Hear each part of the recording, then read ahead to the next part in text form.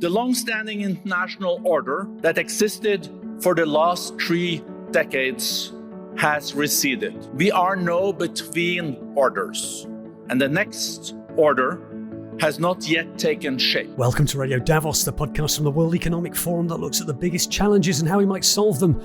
This week, what just happened in Davos at an annual meeting that coincided with the return to power of US President Donald Trump? Well, thank you very much, Klaus, and hello to everyone in beautiful Davos. Davos was beautiful, but unlike a desperately cold Washington, D.C., it was snow-free and eerily mild as leaders from around the world met, as they do every January, to discuss the world's biggest challenges, such as economic well-being, a technology revolution, and climate change. Last year was the hottest year on record, extreme weather events on the rise, increasing in frequency and intensity. But at the same time, the analysis of companies showed that only 10% were making tangible and meaningful progress on climate and nature.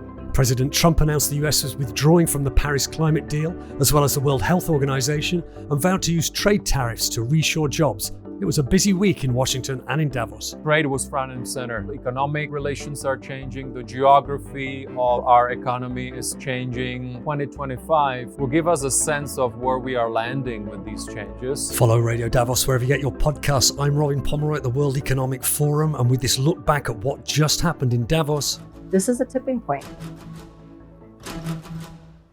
this is Radio Davos.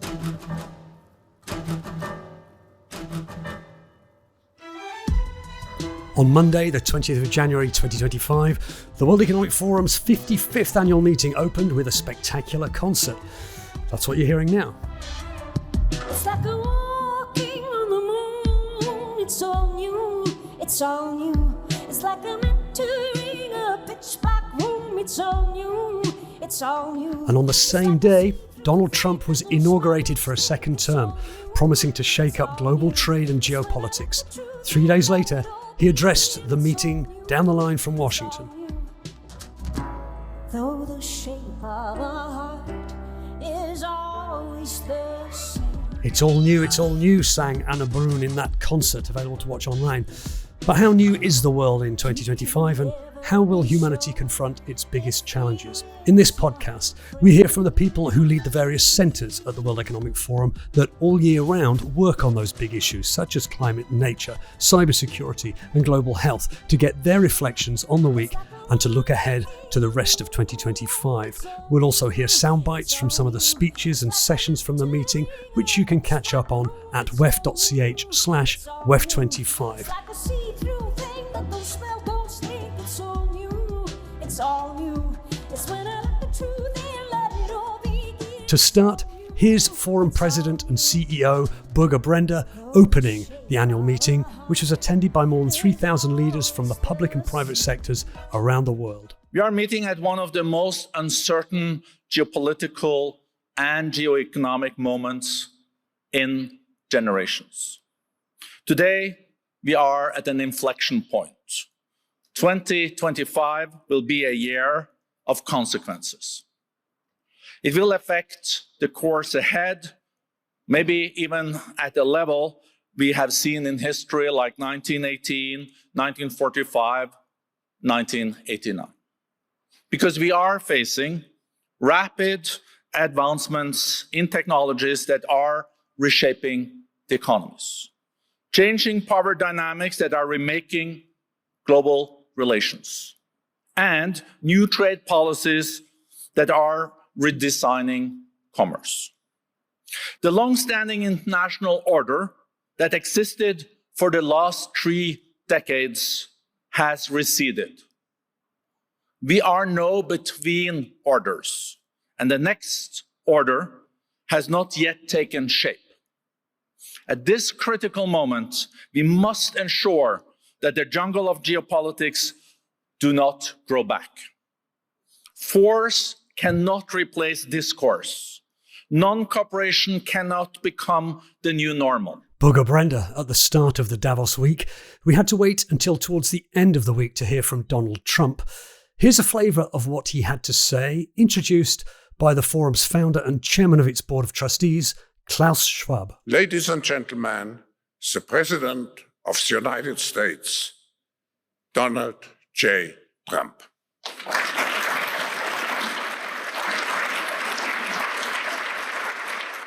Well, thank you very much, Klaus, and hello to everyone in beautiful Davos. This has been a truly historic week in the United States. 3 days ago, I took the oath of office and we began the golden age of America. You can watch the whole speech and question and answer session with business leaders on our website. But let's hear another bit of it where President Trump talks about climate change and energy policies. I terminated the ridiculous and incredibly wasteful Green New Deal. I call it the Green New Scam. Withdrew from the one-sided Paris Climate Accord and ended the insane and costly electric vehicle mandate. We're going to let people buy the car they want to buy. I declared a national energy emergency, and that's so important, national energy emergency to unlock the liquid gold under our feet and pave the way for rapid approvals of new energy infrastructure. The United States has the largest amount of oil and gas of any country on earth, and we're going to use it. Not only will this reduce the cost of virtually all goods and services, it'll make the United States a manufacturing superpower and the world capital of artificial intelligence and crypto. Many other world leaders gave special addresses to the annual meeting. You can find them all on our website. So with Donald Trump putting trade front and center, I spoke to Mirek Dušek, who heads the forum's Center for Regions, Trade and Geopolitics, and is also in charge of putting together the whole program at Davos. I'm Mirek Dušek, Managing Director at the World Economic Forum, and I'm responsible for the global programming group and also for how we work with different governments around the world. Let's just start with a kind of an overview of this week. An unusual week in that on the day one, Donald Trump returned to the White House. That was his inauguration day. On day 4, he was addressing the World Economic Forum. Obviously, there's lots of other things going on at the forum. There's no denying that was a very important element to this whole week. What's your reflection on that? It was a busy week for the new president. So as you say, the fact that in the inauguration week, we were able to have a conversation with the new president of the United States was very informative. And what I liked was that there was an exchange with, in this case, it was with CEOs that were able to exchange with him views on the world economy, where we are. And I think in that conversation, we saw a lot what really was on the agenda overall here throughout the week. These two big forces that are changing the world economy and also economies around the world. On one hand, we are living through quite a unique period of technological advancement and innovation, and we are calling it the intelligent age. And on the other, we are warning, together with the likes of the IMF and the WTO, that we are seeing, of course, forces of fragmentation geoeconomically and geopolitically. And if we have protracted fragmentation in the global economy, it could cost us up to 7% of global GDP. But the whole point is there is, of course, this threat. But on the other hand, there is this spirit of, okay, there are changes and shifts in the world economy, but how do we get things done in this environment? How do we manage to get agreement on technology? How do we make sure we have more resilience vis-a-vis future pandemics? How do we make sure that we are working together on development in what is arguably a more competitive geopolitical and geoeconomic environment? I know you oversee the whole Davos event, but particularly geopolitics and trade. Anything you would pick out from what happened during the week as that was a real achievement? What I really liked, or a highlight for me, was that we had a number of leaders that are at the beginning of their mandate coming from emerging markets and being very ambitious about their economy, their country, and what we can do in the world overall, which goes back to that spirit of, okay, the world economy is changing, but we have agency around how to shape our future together. So we heard, for example, from President of South Africa, Mr. Ramaphosa, who recently got re-elected. So it's a new cabinet and they are chairing the G20. We also had Anwar Ibrahim from Malaysia, also relatively still new, and they are chairing ASEAN, a very dynamic grouping of countries. So those are just two examples. But what I liked about it is that, yes, we have geopolitical challenges, but we also have big markets moving with determination and being innovative around economic relations. Have there been any buzzwords or phrases or concepts that you found everyone keeps coming back to? I think one was from Professor Schwab. I think the fact that he, at the beginning, mentioned the concept of constructive optimism, I think it was on the minds of people. It goes back to the importance of being able to have agency around some of these forces that I mentioned. I think the other one was dialogue. How do we reinvent the muscle of dialogue and cooperation? I think that was on the minds of people as well. We're just at the start of 2025. What are going to be the milestones for you in particular when it comes to trade and geopolitics? What are going to be the big things that we should all be looking out for? I think trade was front and center of the proceedings that we had here. Overall, economic relations are changing. The geography of our economy is changing. The tools that governmental leaders are using are changing. And so I think 2025 will give us a sense of where we are landing with these changes. We had the head of the WTO here, Dr. Ngozi. She was quite clear about the opportunities, about the risk. But again, even with her, you had that sense that we need to just keep working at it. She would tell you that still a great majority, for example, of all the trade agreements around the world are done based on WTO rules. And of course, herself, her organization, and also all the different stakeholders are trying to figure out how do we then also do better in terms of digital trade, green trade. So there are all kinds of new developments in addition to some of the big shifts that we need to wrap our heads around. But overall, the World Economic Forum, where we come in, we work with the likes of Dr. Ngozi and others, but we bring the private sector. So there is an ongoing dialogue that we do with a lot of CEOs, Dr. Ngozi and other governmental leaders, to really take a strategic view on how to make sure that trade not only continues to be a source of growth, but we bring trade back to where it used to be in terms of a huge engine of growth for the global economy. What's the one thing, in your opinion, that leaders should prioritize this year? Listening, I think, is a big invitation or an opportunity. I think it's an opportunity. Listening is an opportunity so that as we are implementing, or as we see them implementing some of the policies, that there is that learning. And I think learning starts with listening. And we had, I think, quite encouraging signs of that here. Listening doesn't mean always agreeing, but just to be able really to listen and to respect the opinion of others and try to understand where they're coming from. I think if we do more of that, I'm quite optimistic about the future. Mirek Dušek. Related to trade, the Forum's Centre for Advanced Manufacturing and Supply Chains works with businesses and governments to develop better ways of making the things we all use. I spoke to its centre head, Kiva Allgood, and I lead the Center for Advanced Manufacturing and Supply Chain at the World Economic Forum.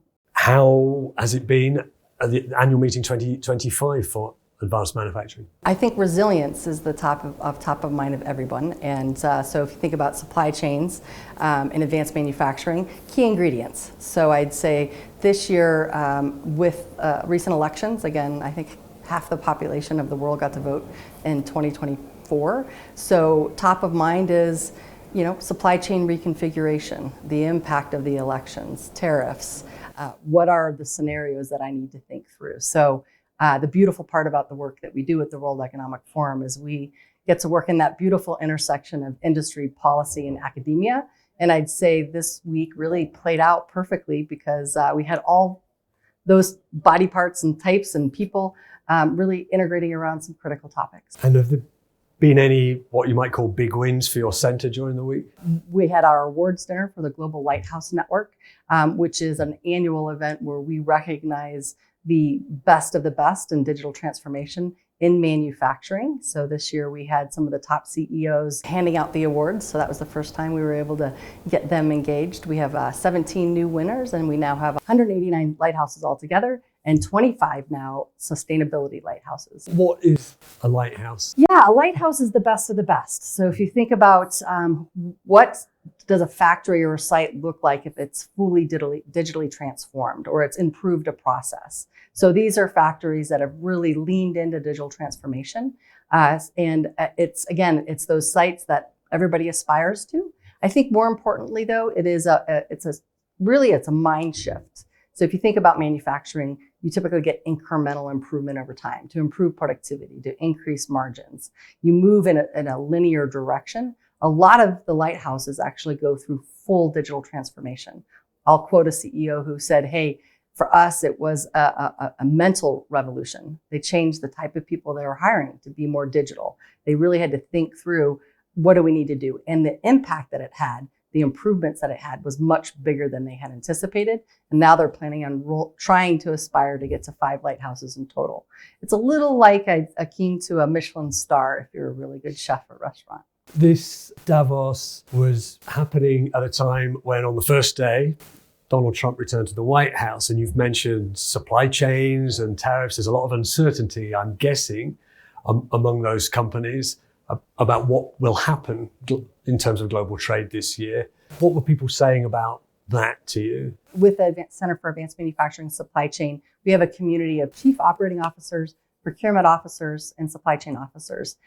In that community, I think through COVID, have gotten really good at doing scenario planning, right? COVID has really taught them to understand that muscle. How do I come up with scenario A, B, C, D?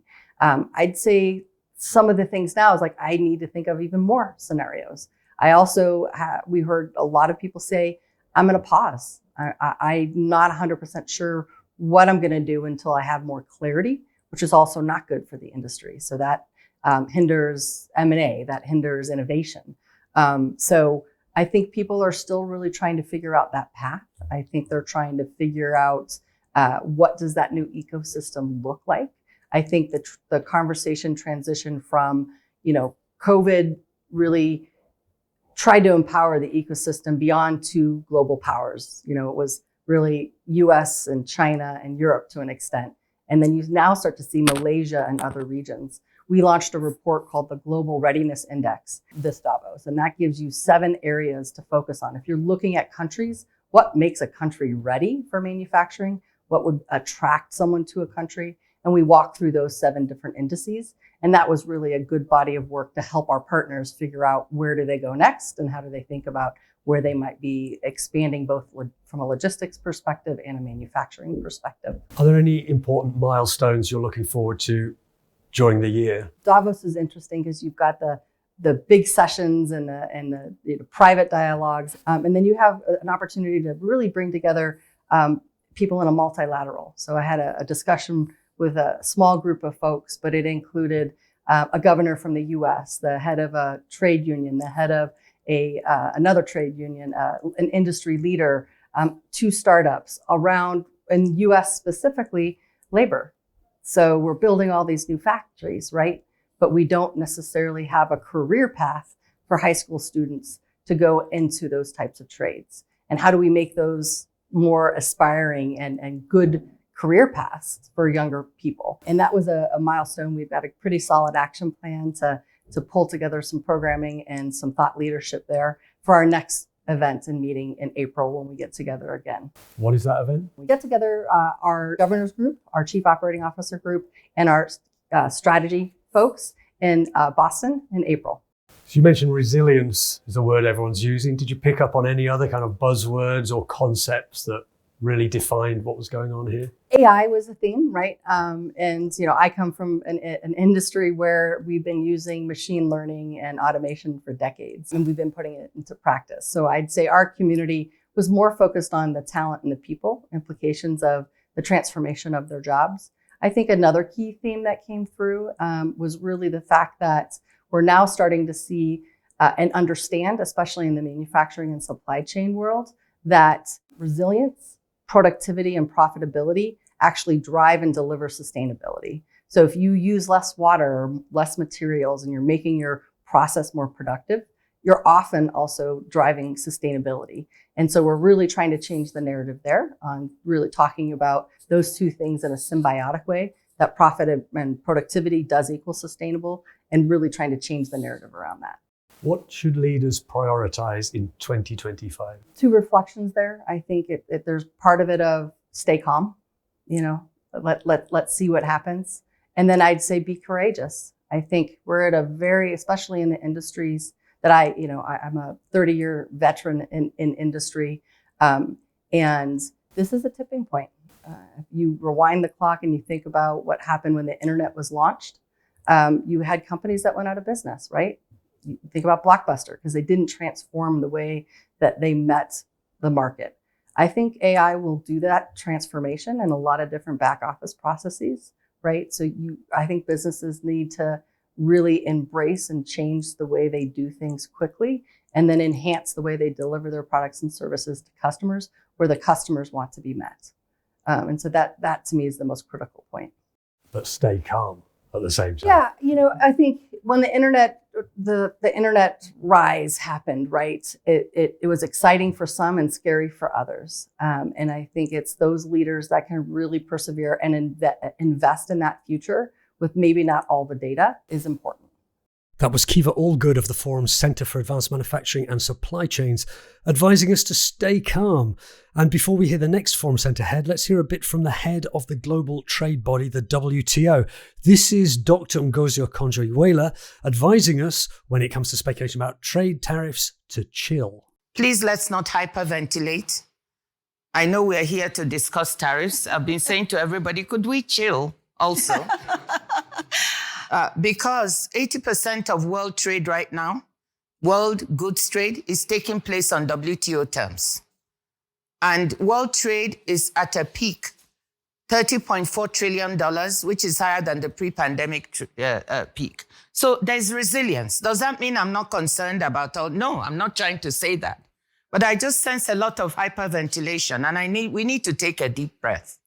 So now, coming to the issue about what do I think about tariffs? Well, if you want to hear what Dr. Ngozi thinks about tariffs, the head of the World Trade Organization, you can listen back and watch that on our website. The session was called Debating Tariffs.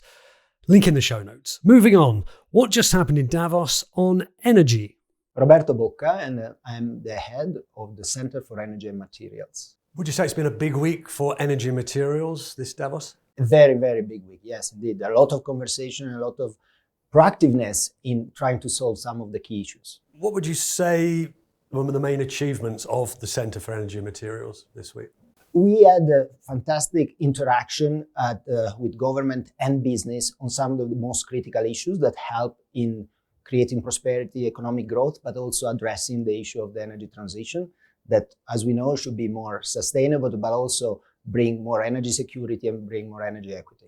Has in any way the conversations that have started here set the scene for the rest of the year? What kinds of things should we be looking out for in the world of what you deal with, but also at the World Economic Forum Center for Energy and Materials? Absolutely. It was very interesting because I think we had a very mature conversation and set of meeting in this annual meeting. A lot of more understanding of the complexity of the energy transition, and with that complexity, the willingness to address the different parts. I give you an example. Often in the past, the mineral discussion was isolated. Now more and more people understand the importance of having a mineral discussion in the context of energy transition, because for the new energy system, you need a lot of minerals. And so you can't dissociate the two. So the supply chain of mineral is very much linked to the energy transition. So this is one of those topics that really came out as a strong input for the conversation going forward in the activities. This was a unique Davos in that the President of the United States was inaugurated on day one. He had certain things to say about energy, prioritizing very much US production. He talked about in his address here about trying to get the oil price down. There might be fears among people looking to see a fast energy transition, because he also pulled out of the Paris climate deal, that's going to slow the energy transition down. Do you think that will happen? Well, first of all, if you think of the energy transition as a three-dimension of sustainability, security, and equity, no, actually no. If the oil price goes down, equities goes up to some extent, and the question is then how much the sustainable part is going to be slowed down. That I think is the implicit question in yours. My view is that there is a business and economic case for the energy transition to happen. More and more, if you look at the cost of solar panel or wind and even batteries and electric vehicle are going down, and so choices will be made on base of economics. When it comes to the US, I think the two key message was about more oil, but also more infrastructure. And more infrastructure is a very good news. If you have more transmission line that allow any sort of energy to be transmitted. So I can see a lot of good news. By the way, you know that US is the biggest oil producer today already on the planet, with more than 13 million barrels per day out of 100 million barrels per day. They're even bigger than Saudi Arabia. So I'm not so sure how much more they can really produce. What's 2025 got in store for you, Roberto? Well, it's going to be an exciting year because there are all these geopolitical but also economic shift in the world. There is more fragmentation, but as we have seen here in Davos, there is also more and more willingness to collaborate. So it's interesting, is also a dichotomy here, but I think there is a new structure in the world put in place, and I think business and policymakers are trying to find a way to operate and keep the economic growth and the energy transition going forward in this year. So very exciting, and I see a lot of opportunities. Has there been a buzzword or a phrase that's popped up that everyone's talking about? One thing that I picked up in my space is about AI and what is the right conversation about what energy has to do for AI or what AI can do for energy. So we all talk about the increased demand for energy because of AI and data center, but there is also the other question or the other opportunity is what AI, artificial intelligence, can do to make the energy system more efficient and performant, so reducing the energy consumption on the other side. So what AI can do for energy or what energy can do for AI, I think is an interesting issue to look at for this year. What should leaders prioritize in 2025? Yeah, of course, I'm looking from the perspective of the energy side. And as I mentioned earlier, to some extent, is really looking at the opportunities. In always there are challenges, but there are a lot of opportunities. And I think that the technology will be one of those big opportunities, both technology in energy and the technology combined on the digitalization and the AI. The combination of the two can really give us the next level of opportunity when it comes to energy use and development. Roberto Bocca is head of the Center for Energy and Materials at the Forum. Let's hear from the head of the International Energy Agency. This is Fatih Birol. What is more important? Energy security or energy transition? Which one we should do the priority? I deny to answer this question. It is an annoying question because we can do both of them.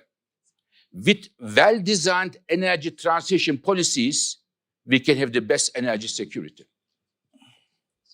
And with a well-designed energy transition policies, we can bring the prices down.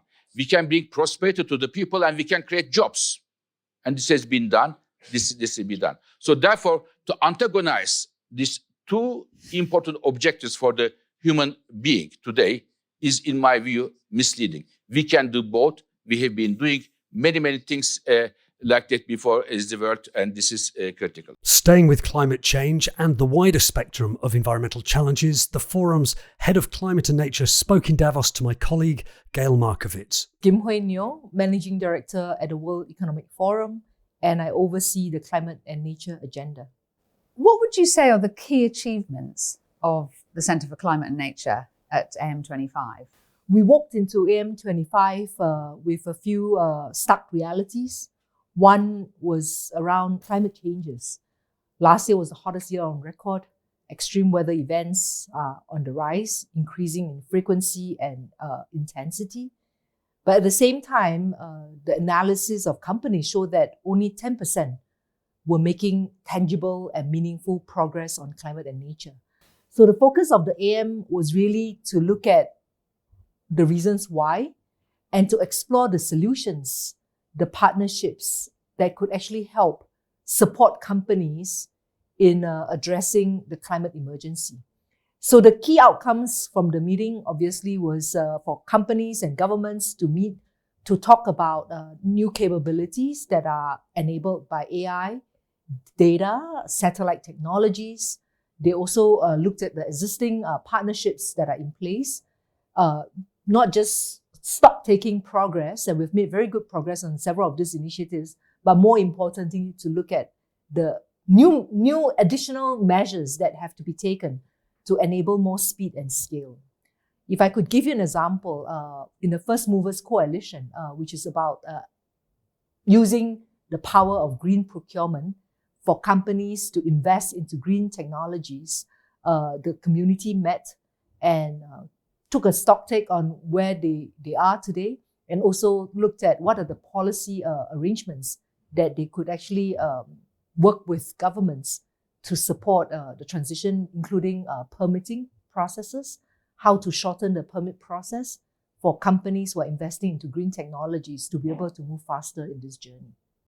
Is there a buzzword or phrase that you kept hearing this? I would say it's about hope and possibility. The current operating environment is complex, is uncertain. It's not easy for companies to navigate the various uncertainties while dealing with the predetermined that climate change is happening. How do they continue to invest into solutions that can build business resiliency and support growth, jobs, while continuing to navigate towards an outcome that is a lot more in line with sustainable development? Are there any particular projects and initiatives that we can expect coming up in 2025? One was the President of Congo launched the initiative to protect and restore 50 million hectares of land from east in Kivu to the west in Kinshasa, the entire belt in the Congo Basin. That was a very, very significant announcement that he made, an ambition that he's laid out, drawing on the success of a pilot that they did in the Virunga National Park, which is on the east side of Kiva. And that announcement is part of the Trillion Trees initiative that is supported within the forum. With that announcement, Congo joins China, India, US, Mexico, Canada, Sahel region, Amazon, in looking at how to better restore and protect landscapes. Another very significant announcement we made was the achievement of the 25 by 25 objective under the Global Plastic Action Partnership. So at the annual meeting, we announced 25 partnerships that have been signed with 25 countries around the world. And with this announcement, the Global Plastic Action Partnership that is supported by the forum has become the largest anti-plastic pollution initiative globally. And we hope to work this platform to better address and combat the problem of plastic pollution. And what do you think are the priorities for leaders in 2025, if we could name 2 or 3? I think the priorities can be captured by 2 words, resilience and agility. How do they build business resiliency to address the current very complex and uncertain environment while staying very nimble in the pathways that can actually help invest into an economy that can support jobs, growth, business profits, as well as environmental people outcomes. Kim Hui Neo. By the way, the acronym AM stands for annual meeting. So AM25 is the Davos meeting that just happened in January 2025. We were hearing there about the environment, but what about the urban environment? What were people in Davos saying about our cities? Jeff Merritt, head of urban transformation at the World Economic Forum. Annual meeting 2025, how's it been for the world of urban transformation? Amazing. We're really entering a new era for cities. If you look at what's happening in the news, whether we're talking about what's happening in Los Angeles, humanitarian crisis in Gaza, Ukraine, cities are on the front line and cities are having to reimagine themselves for the future. Are there specific kind of wins you can point to from your centre this year, and what can we expect from you in 2025?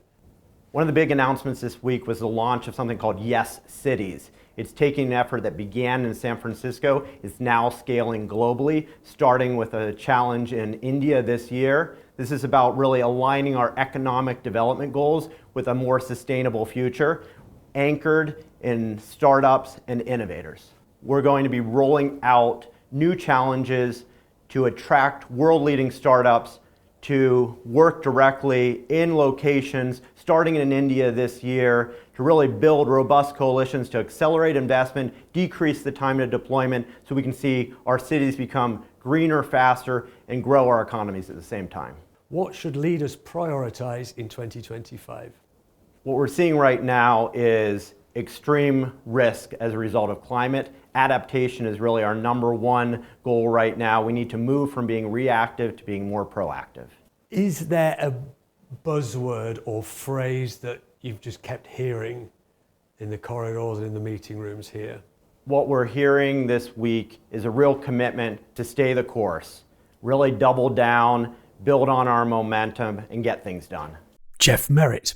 If you were listening to Radio Davos in the week before Davos 2025, you will have heard 2 episodes about landmark reports published by the forum's Centre for the New Economy and Society. They were the Chief Economist's Outlook and the Global Risks Report. I urge you to go back and check those out. My colleague Gail Markovits caught up with the Centre's Sriram Gupta, who reeled off a list of other publications that were food for thought on the mountain. My name is Sriram Gupta. I'm the Head of Engagement and Operations at the Center for the New Economy and Society within the World Economic Forum. What were the key achievements of your centre in AM25? We started the week with the launch of the Chief Economist Outlook, and within the Future of Growth initiative that we work on, we also launched Economic Futures that looks at how human capital and technology are going to shape productivity over the next 5 years. At the same time, we launched one of the accelerators on Future of Growth in Egypt, and an action plan on how to unlock markets for tomorrow in Saudi Arabia. On Reskilling Revolution, we have a target to educate and scale about 1 billion people by 2030. We have reached about 714 million as of now. So we are very proud of that as well. And we continue to work with more partners and more countries, with Bahrain being the latest partnership that we announced at this annual meeting.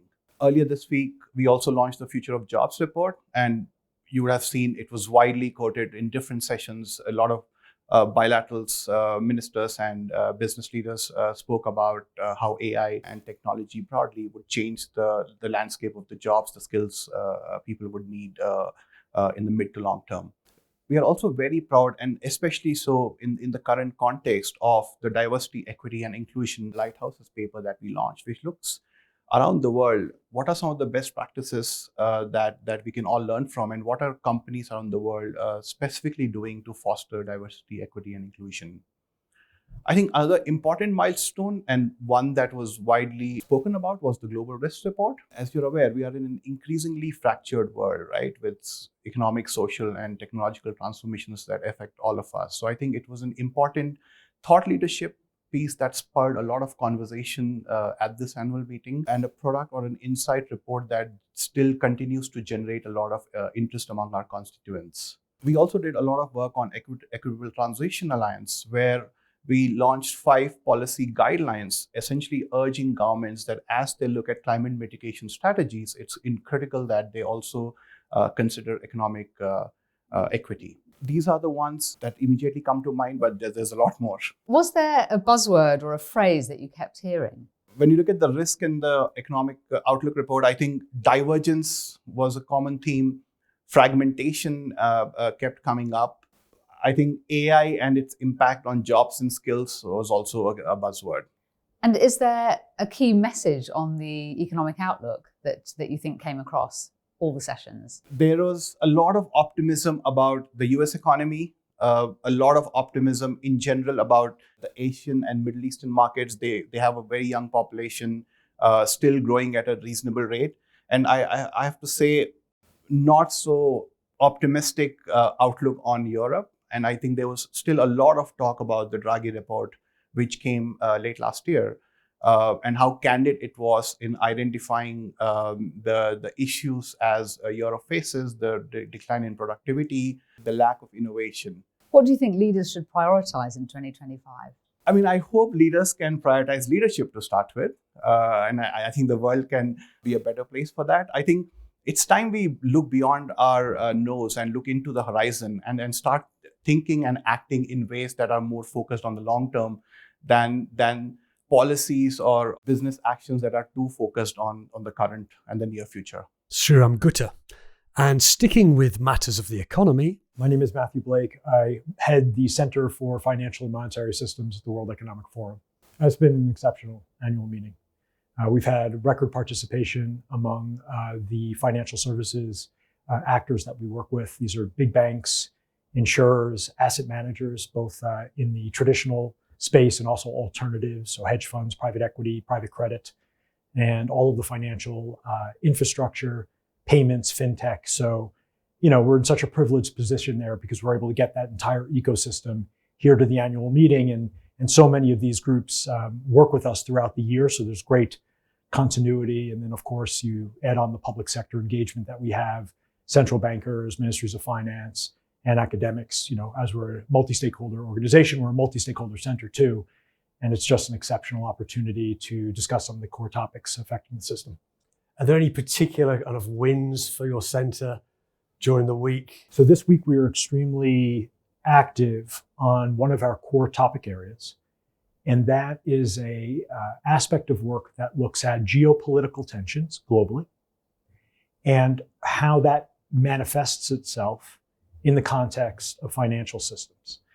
So in terms of a topic to bring to a forum like this, at this juncture in time, we could not have been more poignantly positioned. Couple that with our work on technology, in particular AI. We also published an excellent report in conjunction with our IGA initiative on AI Governance Alliance, and really powerful piece on financial services.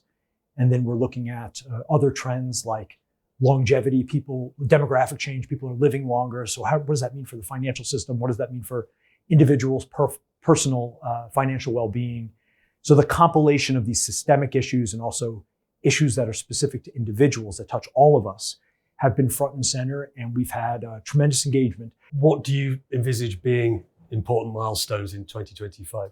On the 26th of March, we will host roughly 150 very senior executives for our first ever symposium, Center for Financial Monetary Systems Symposium on Financial Services for the Intelligent Age. And we have the great privilege and honor of being hosted by one of our strategic partners. That's the Hong Kong Stock Exchange, HKEX.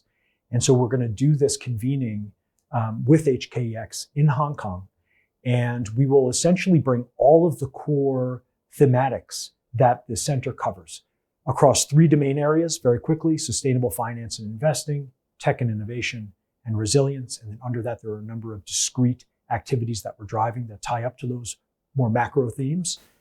And we're going to bring that full portfolio to Hong Kong and get some of our core communities and constituents together. It's a critical time as it relates to the global economy. It's a critical time as it relates to the financial system. So we're really looking forward to that. And then we will, as always, be active during the spring and fall meetings of the IMF and World Bank Group in Washington, D.C. We traditionally do work there.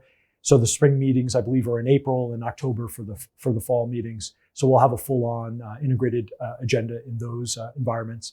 And then if this year's anything like last year, we did an aggregation of how many meetings we hosted. And remember, we had like 100 sessions that our team of varying sizes put together over the course of 2024. So I anticipate a very busy 2025. What is the one thing that leaders should prioritize in 2025? I think it's engagement. We serve, obviously, as an institution, as a tremendous platform to bring leaders together around the world. And I would argue that there are few similar organizations these days that do it at the scale that we do it. And I think in turbulent times, in uncertain times, we really play a critical role there. Proactive engagement is going to be fundamental in this new environment. And, we reflect on what diplomacy looked like in the past. we may be entering into more of a deal maker mindset there, right? In terms of how diplomacy is deployed, which will be interesting to monitor. It's also raising some fundamental questions. And here we're sitting in Europe. If you look at the core, Germany and France, their economies have been strained. And some really deep reflections on Draghi's report as of late last year, which laid out some reforms that the Eurozone could take on, including the deepening of capital markets and banking integration, and addressing things like securitization. These sound like technical terms, but in reality, these are all elements that push toward greater integration, where in a regional context, for instance, there's capital that's required. It's really necessary, at least the leaders here believe, to get those pieces to gel. Matthew Blake. Time now to listen in on one of the hundreds of fascinating discussions in Davos this year. You can listen back to them, watch back on our website. This particular one was called The Dawn of Artificial General Intelligence, with a question mark at the end. When will the machines become better at humans at all tasks? This clip from that session features AI luminaries Andrew Ng and Joshua Bengio in a session moderated by Nicholas Thompson of The Atlantic. So Andrew, I'm going to start with you. We've seen AI improve. Is there a limit? Is there a point at which it will stop improving? Some people say, well, it won't become as intelligent. It's been trained on human data. It can't become more intelligent than human. Is there a fundamental limit to how smart this can get at solving problems? I hope that we will reach AGI and ASI superintelligence someday, maybe within our lifetimes, maybe within the next few decades or hundreds of years. We'll see how long it takes. Even AI has to obey the laws of physics. So I think physics will place limitations, but I think the ceiling for how intelligent systems can get, and therefore what we can direct them to do for us, will be extremely high. Well, Joshua, you seem we have disagreement number one. Joshua. Yeah, we'll keep disagreeing. That's okay. Actually, a lot of people think it could be a lot shorter than centuries, as you're saying, or even decades. Twitter said it was today, but go on. Well, and in terms of ceiling, we don't know what the ceiling is. Your brain is a machine; it's a biological machine, and clearly, if we look at individual tasks, humans are far from, the best, and we already have machines that are better than us in specific tasks.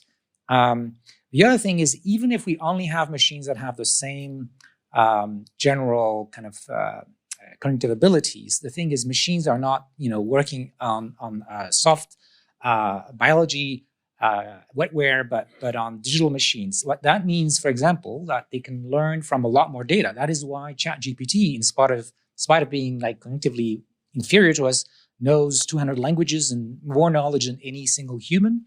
That is why you can have machines that can talk to each other orders of magnitude faster than we can to each other. So the potential to, for example, in real time control machines and so on that we don't have is something that you would get, even if we only achieve human level, just because of all these digital capabilities. Check out that session from Davos 2025 and others on AI on our website, link in the show notes. And talking of AI, Kathy Lee, head of AI data and metaverse. Give us kind of some highlights of the week from your point of view. Last year we saw already was the start of using AI in the intelligent age. This year we are seeing some real gains beyond incremental productivity and efficiency gains.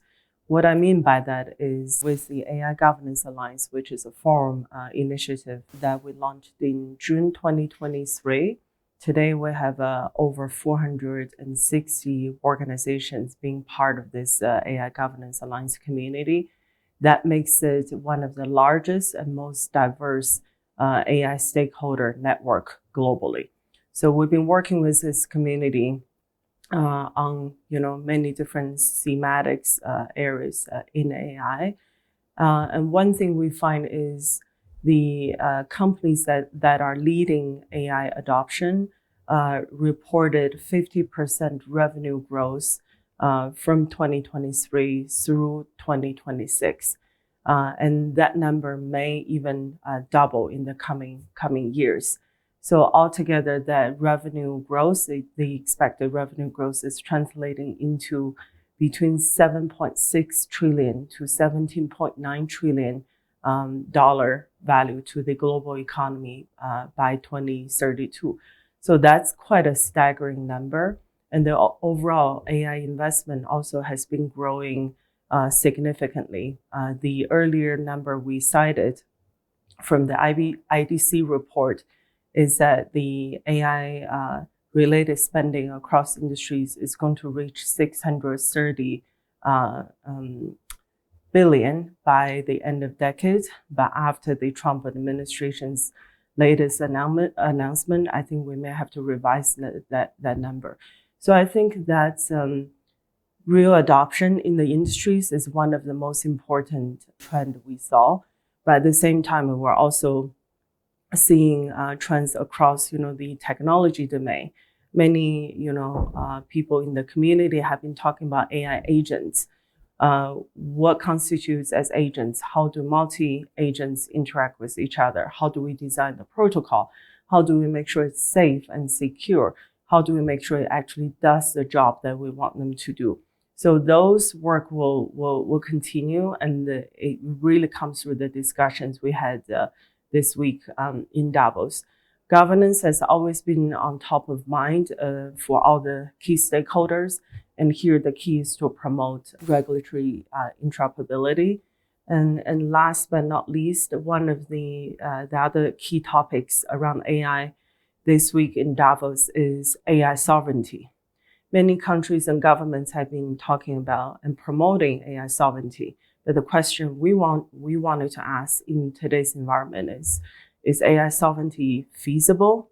Even if it is it desirable? And the answers really differ. It depends on who you ask.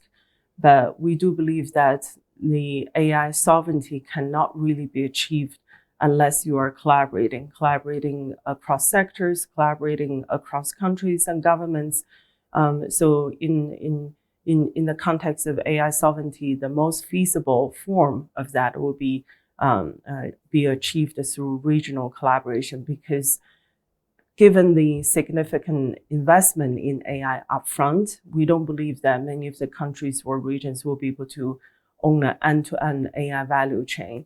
And plus, there are so many different enablers that supports AI competitiveness, let it be around data availability and quality, access to compute, infrastructure, talent, innovation. It's a whole ecosystem that countries and nations need to develop.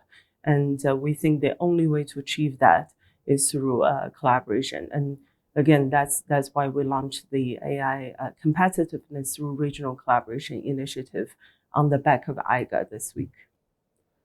And looking ahead to 2025, what are you expecting will be important for the Center for the Fourth Industrial Revolution for AI?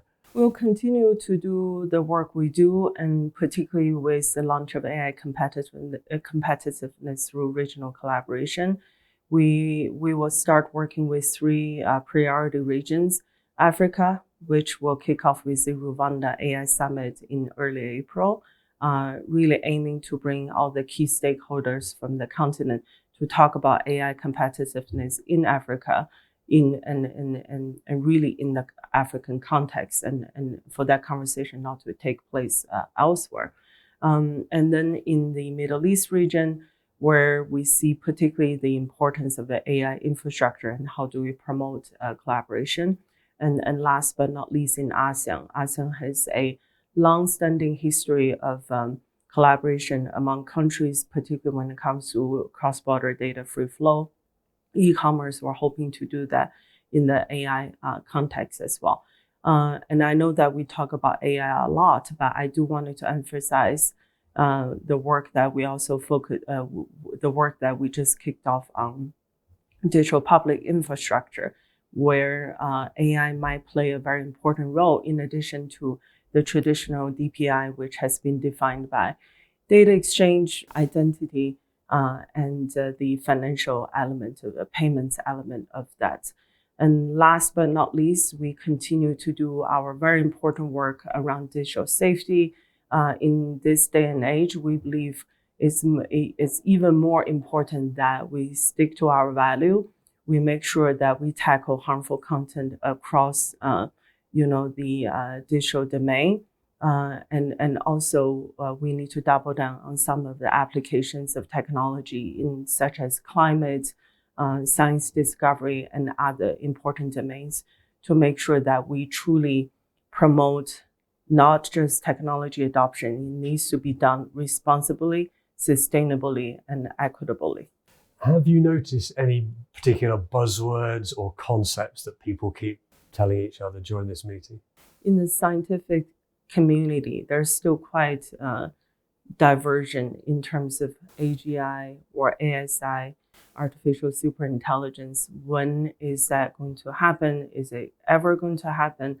I think that's going to be very interesting to observe, coupled with the significant investment. We're talking about unprecedented investment into the AI technology, and that costs only makes sense if there's a real breakthrough. And a lot of times it might mean that the companies and businesses, organizations that eventually will benefit the most will be the kind of AI first organization. So that's going to be very interesting to observe. And the other one is AI sovereignty. Is there one thing leaders should prioritize in 2025? Leaders should always prepare to stay ahead of what's going to come. I know that's very easy to say, very difficult to achieve. What I mean by that is AI is a revolutionary technology. In order to stay ahead, it cannot be something that leaders let their teams to experiment and report back. It is something that I've heard over and over again during the meeting this week, that the CEOs and heads of organization may even need to take a prompt engineering course to really understand how to embed the technologies throughout their processes, their strategy. And this is no longer a IT strategy. I do think that is something that leaders should take seriously. Kathy Lee, head of AI at the Forum's Center for the Fourth Industrial Revolution. Staying with tech, another Radio Davos episode in the run-up to the annual meeting was about the Forum's cybersecurity outlook, a snapshot of the growing risk of cyber attacks and how we all need to defend ourselves. The subject was certainly on the agenda in Davos. My name is Akshay Joshi, and I'm the head of the Center for Cybersecurity at the World Economic Forum. Hi, Akshay. And we met just a few days before the annual meeting 2025, and we did a whole episode about the cybersecurity outlook, which was launched here. How was it received in Davos? The cybersecurity outlook has really become a much anticipated report for leaders at the start of the year. And in Davos, there was really good reception for it. I had lots of conversations with leaders who said that this report really helped set the tone for conversations at a senior leadership level within their organization. Also, certain folks from the public sector reported that this report has been shared with the highest levels of government in terms of, what's the landscape on cybersecurity. So all in all, very, very positive reception. We also saw that a lot of leaders were actively referencing the report and the statistics in sessions during the course of the week. So extremely encouraging there. What else stands out to you as a highlight for your Center for Cybersecurity here in Davos? So something that we've been working on over the past year was conversations with the Global Cybersecurity Forum in Saudi Arabia for the launch of the Riyadh Center for Cyber Economics. We concluded the agreement with the Saudi officials at Davos, and the center is quite unique. If we look at cybersecurity, there is a clear economic dimension to cybersecurity, which you can explore in three lenses. So the first is, if there are disruptions to critical infrastructure and services in an economy, there is an impact on the economy as a whole. That's one point. The second is cyber criminals starting to launch attacks and causing a lot of erosion of value. Lots of citizens are losing a lot of money. So there is a clear economic dimension there. And finally, if we look at the positive economic impact, cybersecurity, as per the Future of Jobs report, is the second fastest growing job after AI. So if you're able to grow more cyber professionals in economies, it can really have very positive benefits. So I think there's a clear case for the economics of cybersecurity, and we are hoping that the center is really going to come out with some cutting-edge insights that can help shape the narrative. Have there been any catchphrases or notions that have just come up and everyone's kept talking about that you've noticed here? Last year through the Global Cybersecurity Outlook, we put the notion of cyber inequity at the fore. And really, it's the gap between the haves and the have-nots, right? So you can look at it in three lenses. The first being the large organizations versus the small organizations, the developed markets that are more cyber mature versus the developing markets that are struggling. And finally, even within industries, there are certain sectors that are more mature versus others that do not have the resources to invest. So cyber inequity was actually something that was widely discussed. In addition to that, which is somewhat linked, but the resilience of the ecosystem as a whole, and by extension, the supply chain related risks, were also top of mind for a lot of executives. What should leaders prioritize in 2025? The Global Cybersecurity Outlook put a spotlight on growing complexity in cyberspace. It really highlights what are the various areas in which we are seeing growing complexity, rather than focusing on the complexity as a whole. In order to drive action, there needs to be a way by means of which you absorb the complexity, but yet move towards simplicity. What are the concrete actions that you can take? We know for a fact that as there is a paradox, while 66% of leaders in the Global Cybersecurity Outlook expressed that AI can have the most positive impact on cybersecurity, just about 37% of them reported having proper processes in place. So for starters, as we are trying to harness the potential of AI, we could possibly give more attention to how we are having right processes in place so that we also mitigate the risks from it. There is a deficit of cybersecurity talent. What are some of the efforts we can take towards bridging that gap? Supply chain, as I mentioned previously, is a top of mind concern. How do we ensure that we are working with all entities in our ecosystem to make sure that the resilience of the ecosystem as a whole is raised, as opposed to just focusing on our resilience alone? So lots of work to be done, but very encouraging, and we look forward to working with the communities within the Center for Cybersecurity. That brings us to the 10th and final Forum Centre covered in this episode, and it's health. My name is Shyam Bishain, and I'm head of the Center for Health and Healthcare. So how has this week, annual meeting 2025, been for you and for health and healthcare? It's been very eventful. No sooner than we started on Monday, the new administration in the US, the Trump administration, announced withdrawal from WHO and froze most of the funding to global health. So that has impacted conversation here in Davos. That has impacted some of our sessions. So definitely it's been a pretty eventful week so far, and a lot of this discussion in terms of how the global health community responds to this new challenge that's coming out from the new administration in the US.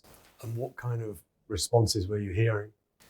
How do we adjust? How do we make sure that other governments, other funders, philanthropies, private sector can fill that gap?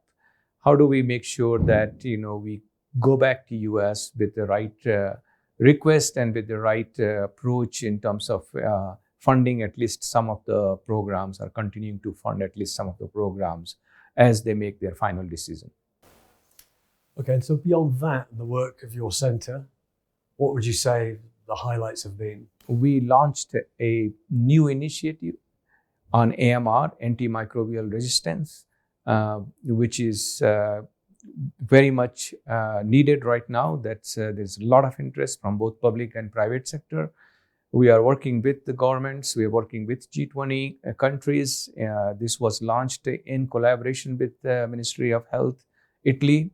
Many private sector organizations, Novo Nordisk, Gates Foundation, Wellcome Trust, and companies like Merck, MSD, they are all part of it. So we are very happy to see that finally this initiative is launched here in Davos. We have also accomplished a few things in terms of signing new agreements We have signed an agreement with the university in Singapore, National University of Singapore, where we will be looking at Singapore as a lighthouse for healthcare.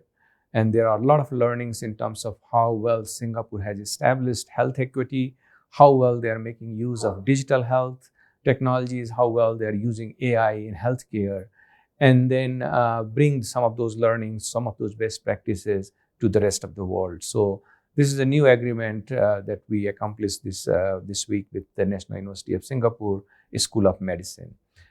Another agreement that we have executed here is with the Minister of Health from Nigeria, Dr. Muhammad Pate.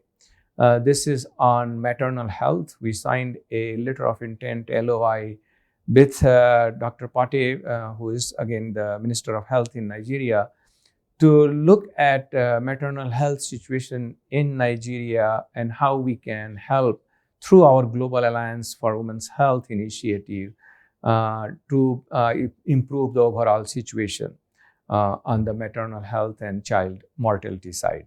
One last one is on the digital health side that we executed with agreement that we executed with UAE, where we would be establishing a digital health transformation network activator in UAE. What that means is that we will help establish an ecosystem in UAE with public and private collaboration that will look at scaling up digital technologies, scaling up use of AI in healthcare, in the diagnostics area, in the delivery area. I think it is much needed, and we are starting out with such activators in UAE. Are there things we should be looking out for in the next 12 months from you? Yes, absolutely. We have some of these flagship initiatives that are ongoing, whether it's Global Alliance for Women's Health, is digital healthcare transformation, it's climate and health initiative, in addition to other work, whether it's on the pandemic preparedness, it's on the healthy workforce, it's on the nutrition side. All of this work will continue. We are adding work, our initiative on AMR, which would be new, and we will be building a coalition of partners and coalition of stakeholders on the AMR side as we move ahead. Despite what has happened with the US and the World Health Organization, is there still optimism for collaboration? Absolutely. I think in spite of the news coming out of US, we see that many of our stakeholders, whether it's from other governments, from public sector, from international organizations, from private sector, they all realize that we need to come together. We need to create these coalitions to tackle some of the big issues. AMR is a huge issue. It kills close to 5 million people every year if you look at direct and indirect impact of AMR. Directly, it kills over 1 million people every year. Indirectly, it's 5 million. That's a huge number, and it will only grow to become 10 million if we don't do anything about this by 2050. In terms of economic impacts, it's trillions of dollars, tens of trillions of dollars economic impact. So these are huge issues. We can say the same thing about climate and health. Big impact on human toll, big impact on global economy. Everybody realizes here in Davos, through our sessions, through our private strategy dialogues, multilateral discussions, that we cannot stop. We must continue to move forward and find a way to also work with US to come up with a counter response on these things. What should leaders prioritize in 2025? Leaders need to prioritize public-private partnership. I think most the leaders realize that this is a time to come and collaborate and partner with each other. It's not a time to pull back. For a final reflection on the annual meeting 2025, my colleague Gail Markovits spoke to one more Forum Managing Director, Jeremy Jurgens. Jeremy Jurgens, Managing Director at the World Economic Forum. Can you tell me what you think are the key achievements at AM25 this week? Yeah, we had a number of key achievements. I think first, we brought our community together at a critical time in the world. There's a number of economic tensions, geopolitical tensions, rapid pace of technological change and a broader environmental crisis that's taking place. So during this time, it's really important that we could bring people together, have them exchange, interact, disagree, but move towards finding concrete solutions to some of our shared challenges.